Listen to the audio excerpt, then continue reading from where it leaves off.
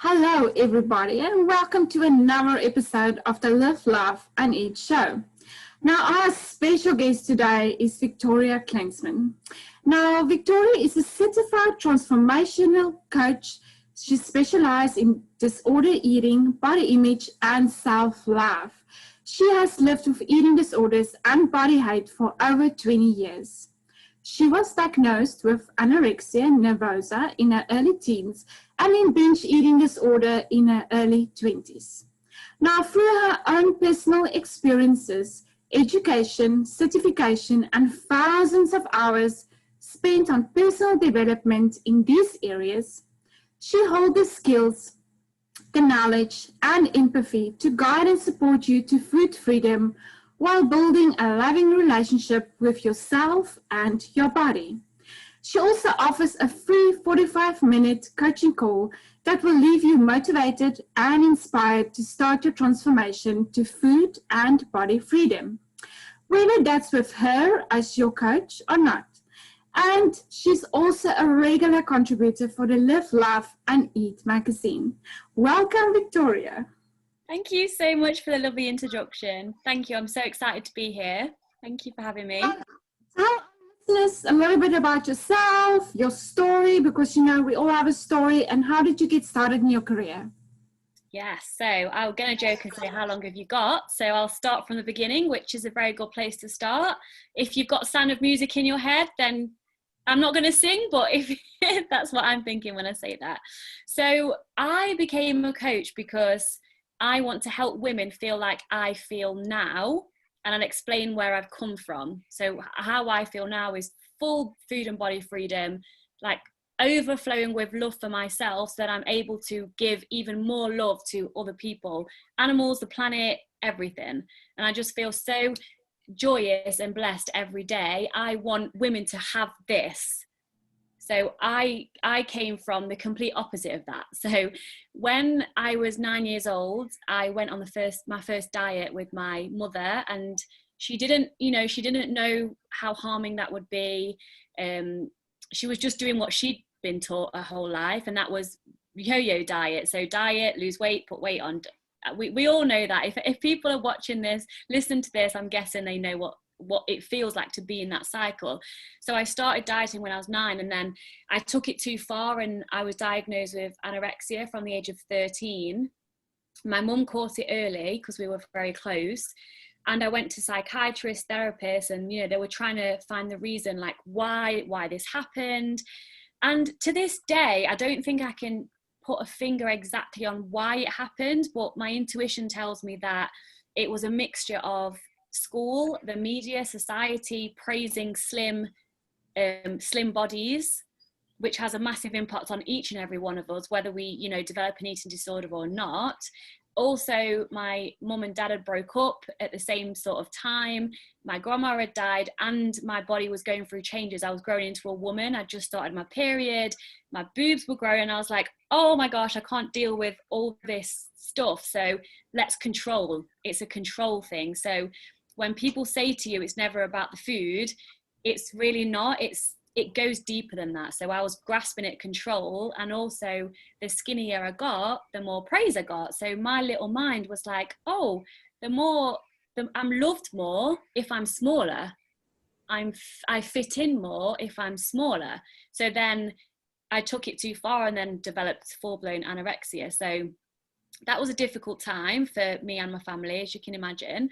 And fast forward a few years, my horse, I was very blessed to have a horse. I've rode horses since I was 5, and my horse got me through. So it would be, if you don't eat this, we're selling your horse. And thankfully, the love for my horse was so great.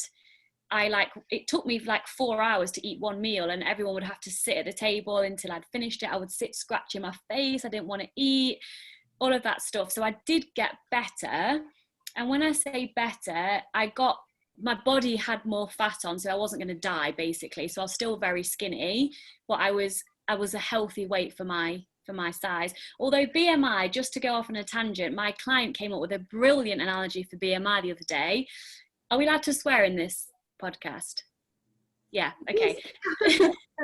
So her definition for BMI was bullshit, misunderstood information, which I love, because now I'm classed as very overweight on the BMI scale, which is quite funny. But going back to my story, I was BMI safe, so to speak, with the anorexia, and I always had a bad relationship with food ever since then, understandably. So I wouldn't eat very much. I would eat as little as I could get away with, because I was being watched all the time. Like, the second I was genuinely full, why aren't you eating that? It was like everyone was jumping on me, and I was judged all the time about what I ate, what I didn't eat, like how much exercise I was doing. I just was not left alone.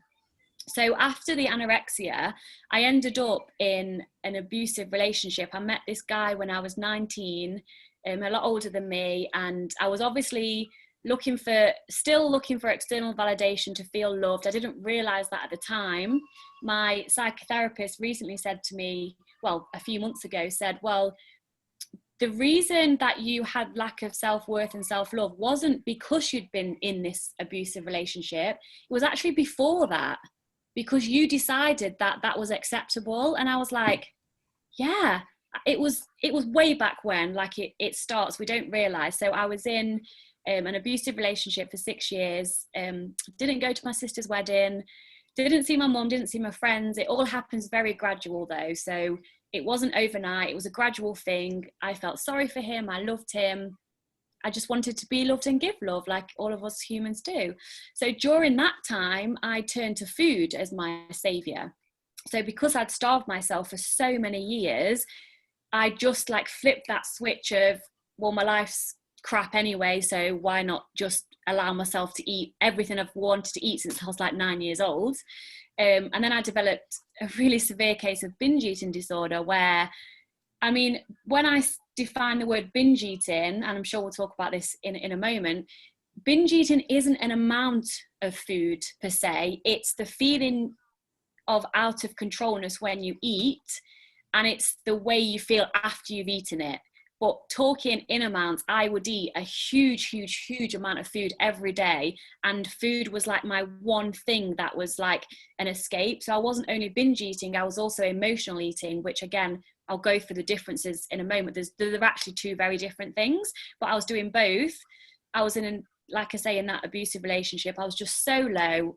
I wasn't suicidal as such, but I was like, what is the point in life apart from to eat? So that was 6 years of my life, and then I managed to leave. That's another story altogether, which I won't go into. My dad jokes and says it's like a soap on a TV, like my life is like a soap, or has been like a soap. So I managed to leave there. And then I found the gym, and I'd never been to a gym before. I've always been active, I always rode horses and things like that. But I found the gym, and that was my release then, because I didn't go to therapy straight away.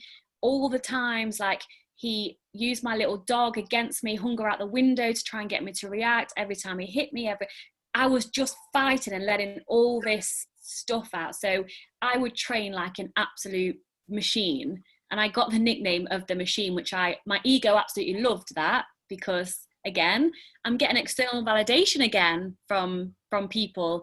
So then with this really hardcore training, my body started to change. Like, I had a 6-pack. I started to get asked to do some fitness modeling, and I thought I was great. I thought, not arrogantly, but I thought I was in such a good place because I thought I was happy. But that happiness was conditional. So it wasn't unconditional love. It was, right, I'm happy if I've got a 6-pack, no cellulite, my bum's round. Oh no, wait, but I want bigger shoulders now. And oh no, wait, like my hair needs to be longer, my nose needs to be smaller. Like, it just never ever stops. And I actually had a breast augmentation after about 2 years going hard at the gym, because I got so small, my boobs were just, bless them, they were just all deflated. And if I knew what I knew now, I absolutely would not have had that done. But again, I was trying to be this perfect person, so I had them done. And it just took over. The need to have more, be more, do more took over, because I didn't love myself on the inside out. So then what happened then was I went to Egypt on holiday, and I met my now fiance. Wouter, who is a Dutch man. This is all of this, by the way, guys, leading me up to how I've become why I am at the moment. And I met my soulmate Wouter, and he was really into personal development, still is. And I hadn't read a book since school. Like, I was always happy and bubbly. I didn't love myself, but on the outside, no one would really know that, because I was really happy and I like to help people. And I moved to the Netherlands to be with him. So after 3 months after the holiday, I moved to be with him, because he came to England every weekend for 3 months. He flew over every single weekend for 3 months. And I was like, wow, this guy is serious then. So I moved over and he introduced me to personal development. And I'm an all or nothing kind of person. I've learned how to balance that, which is what I teach my clients. A lot of clients that come to me, it's black or white, or you're either doing it or you're not. And this space in between to an A-type personality is like average. Don't want to be average, not good enough. Like, I so relate to that, and I can still have feelings with that. But the middle bit, guys, is the place to be. Your A-type brain does not want to hear that, but that's where happiness lies. So he started to introduce me to personal development. I was listening to podcasts. I was listening to Sean Stevenson, the Model Health Show. And at the same time as personal development, I was going into my little dark hole of binge eating again, because I'd left my family. I said I would never leave them again after what happened with my ex. I didn't know the language. I couldn't speak Dutch. I didn't know anybody. I just moved for Wouter, but I didn't love myself, so that wasn't enough. Like, I needed everyone around me to lift me up, and I didn't realise that until I took myself out of that situation. So it's the best thing that's ever happened to me. But at the time, I was secretly eating. So, I mean, I joke about this now. Like, Wouter would go for a shower, and I would literally get a brownie and then go in the toilet and like quickly. I was just trying to find like I don't even know what I was looking for. Love, probably, comfort, like home. I was just binge eating. I wasn't going to the gym, and I slowly started getting bigger and bigger and bigger again, which of course, because I only love myself conditionally, I fell out of love with the way I looked. And then I was in that spiral. I try and start a diet, and by this point I couldn't even stick to a diet for like one day. Like, in the past I was a dieting pro, and I was like, right, I can nail it for at least a month. And then it was, right, I can do this for at least 2 weeks. And I couldn't even diet for like a day. I physically couldn't do it. You would have had to locked me in a cave somewhere. Like, I just couldn't do it because of my head, my mindset, all the beating up I was doing, not good enough. We know how that goes. So I actually hit my rock bottom when I was with the love of my life. I was cutting up some brownies, because I did start baking brownies, and I had a little brownie business over here. I was doing quite well, and I was cutting up brownies for an event, and I cut my hand. Only, it wasn't that bad, but you know, like when everything's chipping away, then you like drop a pencil, and all of a sudden, like the whole world just comes, like everything that's been upsetting you just was like vroom. And then I had my first panic attack. And I couldn't breathe, I couldn't see. I remember sitting there on the floor thinking, I'm crazy. I'm crazy. I literally need to be in an asylum. I'm actually crazy. And then I remember like hysterically laughing and crying because I was so crazy. I literally thought I was going crazy. And then that was the point where I decided to reach out for help. And I'd been listening to a podcast. Let me just have a drink of my unicorn juice, 1 second. Okay, back, right.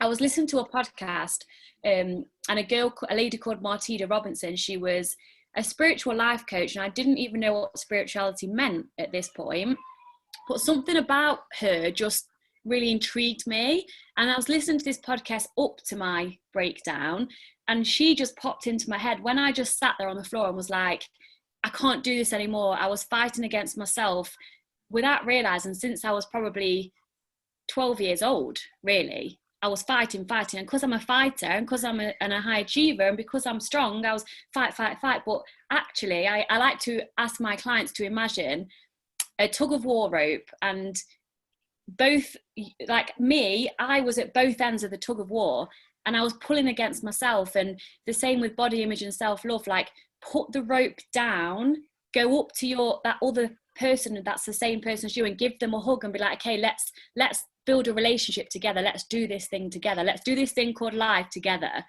And that's what happened. I was pulling. And I was like, I physically can't do this anymore.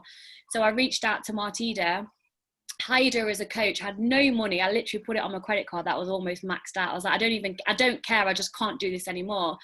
So I got her as my coach. And then funnily enough, at the same time as the first week of coaching, I was listening to the model health show, Sean Stevenson, and he had Cynthia Pascal Garcia on as a guest, which, if anyone doesn't know, she is the founder of the Institute of Transformational Nutrition, where myself and Bernadine, of course, have been certified as a coach. So I was listening to her story, and something just like really felt I need to do this course. She was talking about the ITN, how to become a life coach, how to help others. And even though I was at my lowest point, something inside me was like, you need to help people. That's your calling. This is what you're here to do. So I was like, that's it. I need to do it. So I spoke to my fiance, who, it was amazing. He lent me the money for the course because I had no money. I was like 30 years old, and I was like, I've got no life savings. Like, I've been working with horses my whole life. Like, what is the point in life? Like, I didn't want to die, but I was like, what's the point? What is the point? And this was the point. I found my purpose. So he lent me the money. I did the study and became certified. And when I first started coaching, I'm sure you had it as well, Bernadine, when you just felt like, what the hell? I don't know what I'm doing. Like, how can I help people? I don't know. But throughout the process of when I was studying, I was personal development, hundreds and hundreds of hours of personal development. I was healing myself whilst I was studying. And then, I mean, we're never truly healed, right? There's always an ongoing journey, always, always, always. And I love the journey now. I absolutely love going out my comfort zone and being like, oh my God, this is so hard, but guess what I'm going to be after I've gone through this.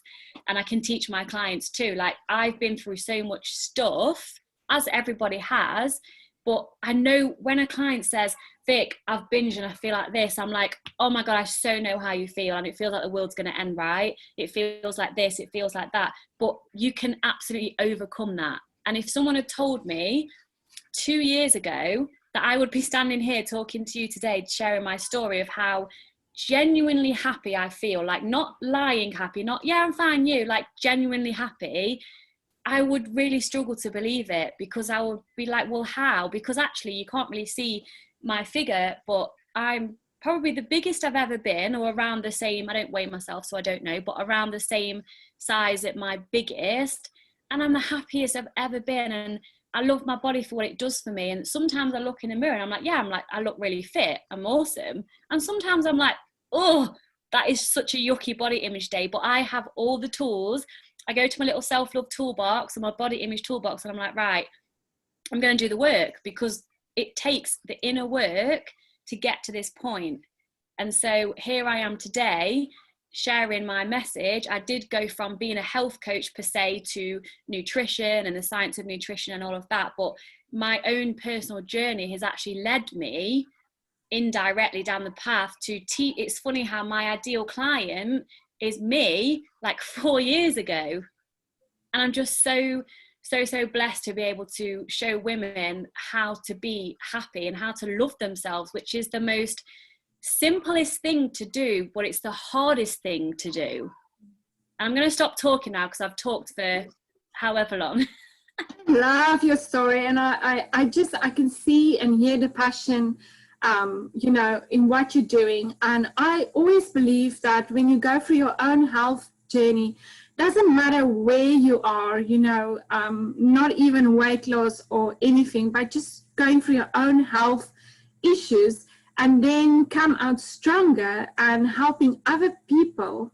That is just wonderful, because, I think people out there want a coach that went through the same that they did, and it's just, your story is amazing, and well done on your journey. And I mean, your journey is still going strong. Your journey is not finished yet. Now, you were talking about binge eating.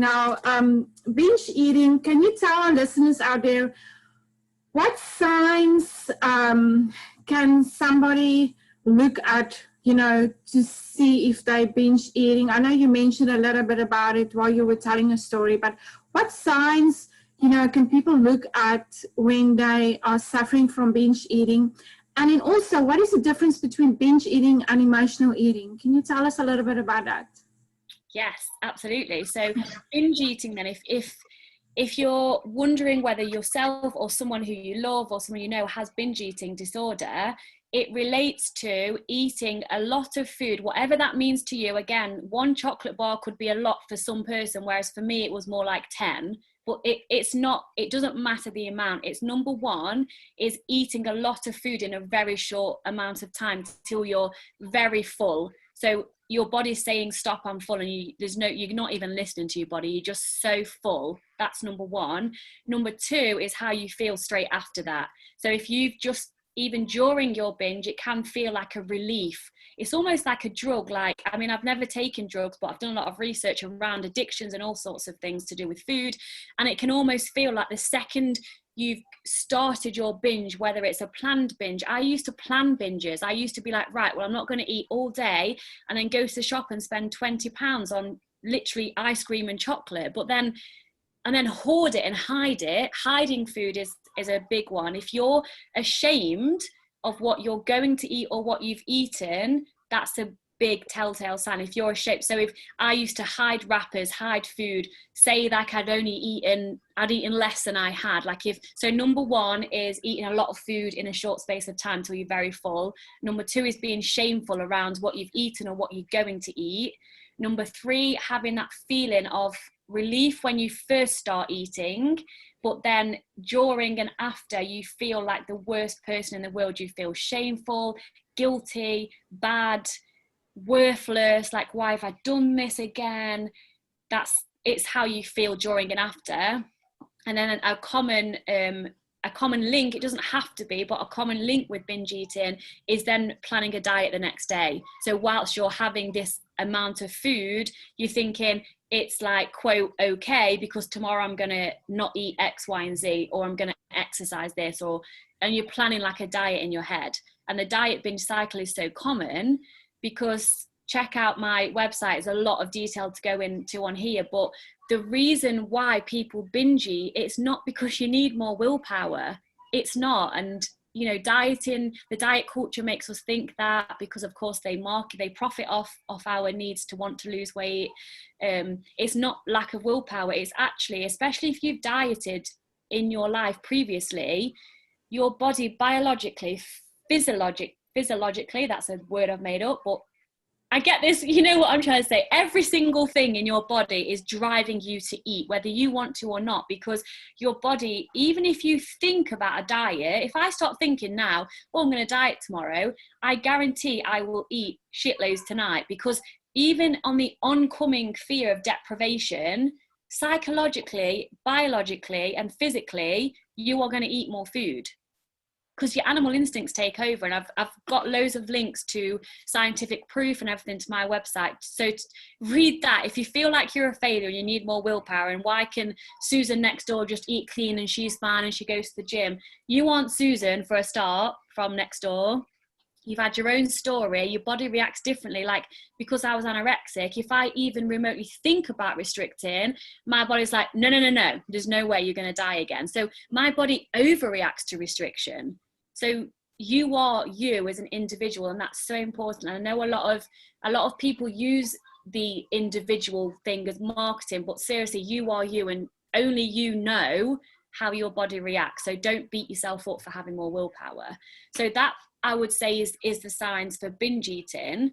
Emotional eating is different, because I'm going to use quote normal eaters, because what's normal, but a normal eater is someone like my sister. I have a podcast episode that I interviewed my sister when I first started my podcast, actually, and it's called Inside the Mind of a Normal Eater, because I don't know how, but throughout, she's only 18 months older than me, so we're very close. She never developed any eating stuff. She was just normal eater. So she ate when she was hungry. If she was at a birthday party and there's some cake, she'll probably have it simply because she just wants to eat the cake, but then one day she might not, because she just doesn't want it.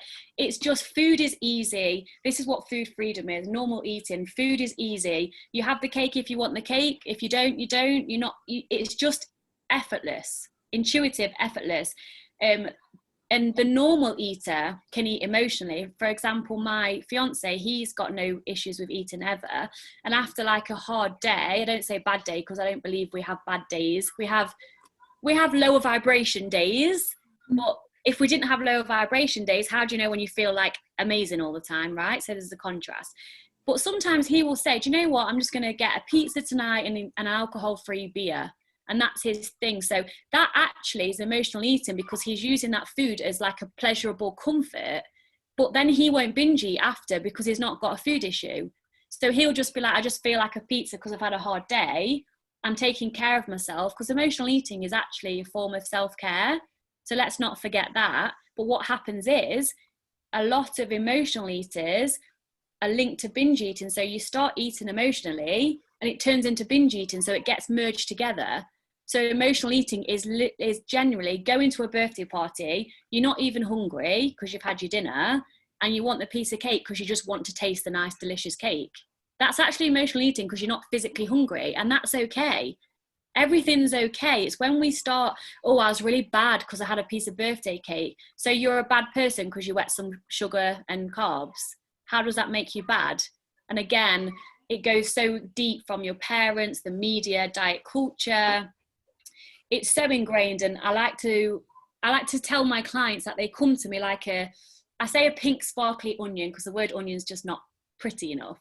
A pink sparkly onion, and onions have layers, and the closer you get to the core of the onion, you cry more as well, because obviously the onion makes you cry. It gets softer and softer and softer.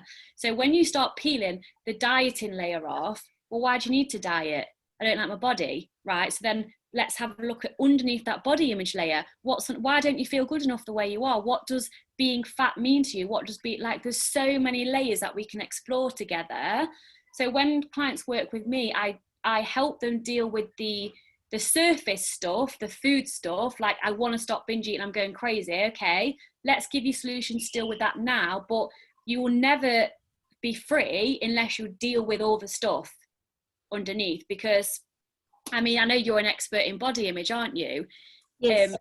If people were happy with their bodies, they wouldn't try to manipulate their food in order to manipulate their body. So Yeah. if body image wasn't an issue, they wouldn't diet in the first place. Yeah, So I agree with that. Yeah. It's not about the food. It's not. Yeah, I think, if feeding that hole inside of you, I think most women struggle with this. They don't have body confidence. And it's like you said, the media out there, they have, do this program and you will lose 20 pounds in 1 week. We know that doesn't happen. And, you get people that go to the gym for 2 hours. There's nothing wrong with the gym, but, especially women that have a low confidence, body confidence, I think, okay, if I go to the gym for 2 hours and I starve myself, I diet, I will be fine. And then they start on a Monday, on Wednesday, they are tired, they are, the energy are gone, and I think, oh my gosh, I can't do this is too difficult. And then it just starts all over again, and like you said,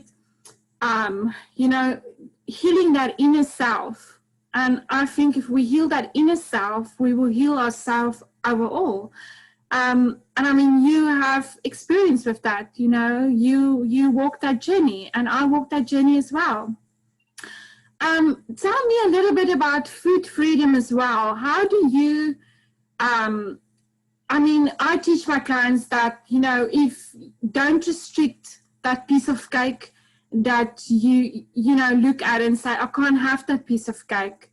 Because when you restrict that food, when, later on, when you see that piece of cake, you are not going to have a piece of cake, you are going to have 3 pieces of cake. Or the whole cake. Yeah, and then it starts all over again. But how do you teach your clients that food freedom, how to be not happy around food, but comfortable around food?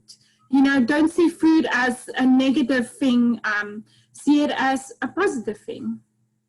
Absolutely. So we do a lot of work at the beginning around food labels. So the only reason we feel good or bad is because we label food good or bad. I'm not arguing the fact that a piece of cake is more nutritious than a nice chicken salad. I'm not arguing that, but the question you have to ask yourself is, let's say you choose the chicken salad, but you really wanted the cake. And if you've dieted previously and you're on the diet binge cycle, like you said, you're not going to end up eating a piece of cake. You're going to end up eating the whole piece of cake. So looking at the grand scheme of things and your mental health, because health to me is not just physical, it's mental, spiritual, and physical. So say if you was to have that piece of cake, you might actually have a chicken salad later because you just fancy one. So food freedom to me means, what people seem to think it means is literally eating whatever the hell you want without caring, which I have to be careful of my language because that's what food freedom is. But when you gain true food freedom, what happens is you look at a choice in a menu and you think, because I can have 10 burgers if I really want to, I think I really feel like this salad or like the vegetable dish, because it's allowance is the magical word. So I ask my clients to literally write all food is allowed, like everywhere, because food is just food. Once we start to allow foods, and this is the hardest bit, Bernadine, because, and I've experienced this as well, I was that scared to put weight on. I'm not ashamed to admit this. This is how I felt at the time. I would rather a distant family member died than me put weight on. Like, seriously. I mean, how messed up is that? That's how I was petrified. Actually, I can't think of a stronger word than petrified of putting weight on, because of everything that meant to me, all the beliefs, all the proof that I've had, because I've attracted that to me and my perception of life, everybody around me, the fat ridicule that I've seen happening. I was petrified of putting weight on. So I did put weight on, but because alongside food freedom, because when we first introduced food freedom, and it makes me smile because I had a client a few months ago that said, this isn't going to work for me because I'm that one person who it's not going to work for. And I quietly held the space for her and obviously coached her through it. And then 3 months later, I can't believe this works for me, right? Because when we introduce food freedom from dieters, from bingers, we do eat all of our binge foods all the time and we put weight on, but you have to go through that process. This is the hardest part. You have to go through the process of, not everyone puts weight on. I did, a few of my clients did, some didn't, but the potential weight gain is there, and that's real and that's scary. But unless you allow all foods, and I don't just mean physically allow, because then what happens is, and I smile again because I know the process so well because I've been there and I see it all the time, we start to physically allow food. So we sat eating the cake and I'm like, okay, so I'm physically eating the cake, but mentally the person's, I shouldn't be having this though. How can this be food freedom? I'm going to put weight on. So physically you're allowing food freedom, not mentally. So food freedom is food is easy. So then we work on emotional and mental talk when we're eating. How can we change those deep ingrained beliefs of, I'm so bad if I eat this, I'm going to put weight on, which means it's so bad.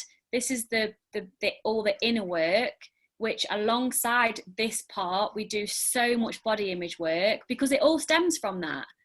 If someone said you can eat 100,000 calories every single day and not put any weight on, then people would say they would eat 100,000 calories, but they wouldn't, because when they get themselves that allowance, their body will be like, excuse me, love, like I feel really tired and bloated after that. So perhaps like just have a green shake. And you would, because of that word allowance.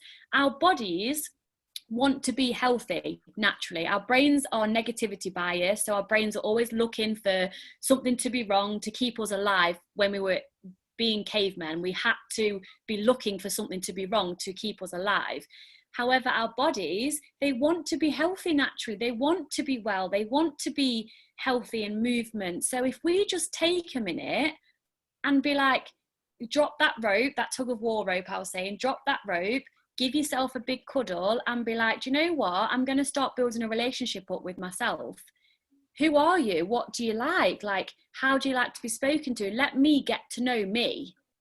And that's not just food, that goes into relationships, everything. And when you start to build a relationship with yourself, the food stuff starts to come in. So like today, actually, for example, I've just had a client, and she came face to face with me because she lived very close, and she said she was hungry. So I brought from England, because I arrived from England yesterday. Do you have dairy milk over there? The chocolate dairy milk? Yes, we do. Yeah, we don't have it over here. So I brought some over, and I gave her some chocolate, and I didn't want any, so I didn't have any. Whereas if someone had said, like, gave me chocolate in front of me during the binge days, I couldn't not have it. How can you just not have any? Like, I've got to have some because it's in front of me. But my body was like, checked in, I've just had some tuna and sweet potato and mayo. I was like, no, I'm good, I don't want any. That's food freedom. That's choosing what my body wants. And people, I mean, yes, that is intuitive eating, but what I don't teach per se is intuitive eating, because, and the reason I don't teach that fully is because when people have the binge diet cycle brain, the A-type personality, the all or nothing, when they start intuitive eating, which they turn it into the hunger and fullness diet. So they're like, okay, right, I've got this intuitive eating, I can have what I want. And then at one point they eat past fullness, they've, quote, failed. And they're like, oh, well, I'll start intuitive eating again tomorrow, continue binge eating, and try again tomorrow. So it's our brains, every single thing is mindset and perception. So if we're using the intuitive eating and putting ourselves on an intuitive eating diet, that's not going to work either. So full food freedom is being brave enough, which is why, you know, I'm not just saying this because I'm a coach and this is what I teach. It's why you need support in this. I couldn't have done it by myself. I would have gone straight back to dieting and I'd still be in the diet binge cycle, because you need someone who's A, been there, B, had so many clients that have also been there and found food and body freedom, and you need the support, the love, and a kick up the arse as well when you need it. I mean, everyone's different. One of my specialities, and a client said it so beautifully last week, I like cocoon my clients in like this cocoon love. And that love can be holding a mirror up and being like, this is where your bullshit is, let's work through it. Or it can be, you know what, you need like a massive cuddle right now. I'm going to give you a virtual cuddle. Let's give yourself compassion. How can you take care of yourself? And you need that love and support to go through the journey, because it's hard. But unlike a diet, you start a diet, it's really easy. Like, it's really easy, but then you get to Wednesday and you're like, oh, like, I'll just start again next week. Whereas this thing called self-love work, body image work, food freedom, it's really hard at the beginning, so hard, and you're gonna want to run back to a diet like there's no tomorrow. However, if you stick with it, with the support of me, another coach, even if you're getting support by people who understand what you're going through, it gets easier. It starts off hard and it gets easier, and then life is like, what do you want it to be? How good can you take life to be? Like, I get emotional, like I sometimes have to pinch myself. I'm like, oh my God, I'm doing what I love, helping people. It's my income. I've got the best fiance I could ever wish for. Like, I can't fathom my life. But then I'm like, no, I made choices to get here. I deserve all of this and more.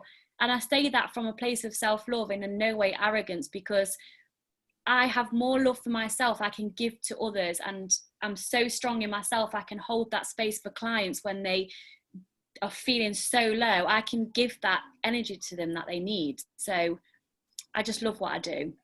I went off on a tangent, I think, again. Yeah. That's wonderful. I mean, I can just see your passion, and I can just hear your passion, you know, just talking about this and working with your clients. And I just want to throw something in there as well. You know, I also believe self-care is also, you know, it's also part of self-love, because many people don't know what self-care is. They think self-care is going out and eat something. It's not. It's looking after yourself, you know, put yourself first before you put somebody else first. I think many people struggle with that as well, you know, because people think self-care, really? You want me to, you know, practice self-care? Yes, you know, if you start with 15, 30 minutes a day, just spend time on yourself. that's also, that will also help with body confidence and, overall health as well. Oh, it does. It's like it's building that relationship with yourself. It's like clients answer so easily when I say, okay, if you're struggling to find the answer for yourself, because coaching, as you know, is all about asking the right questions, and some of these questions aren't easy, and I smile because I'm like, well, if it was easy, you wouldn't have the transformations you're going to have. So when they're struggling to find that answer for themselves, I say, okay, this might be easier for you. What would you say to someone who you love so much if they were in your position right now? And they found the answer just like that, because it's they don't think they're worthy of doing that. But we're like me, you, all the other amazing people out there sharing this message. The more of us that do this, the better. Like, I've actually had a few of my clients actually are now in a transition to do what I do to help others, and I'm like, yes, and I'm helping them and encouraging them and sharing their stuff, because the more of us that are helping people, the better. My people are going to come to me, your people are going to go to you. Like, the reason that we're called to do this is because there's a need for it. So if anyone else is listening right now and they want to do something similar to what me and Bernadine do, don't think it's already been done. I'm already doing it, but I'm not you though. You're going to do it in your own way. I mean, I make words up all the time. I'm doing my lives and I'm like, well, I forgot a word. So I'm just like, I kind of half get the word right. I think I said it in already. Like, and that's just who I am. Like, I don't care. I just want to help people. And my knowledge and wisdom and passion comes through me. And if I'm not your person, I'm not your person. Like, absolutely fine. But if you need help, go and find your person.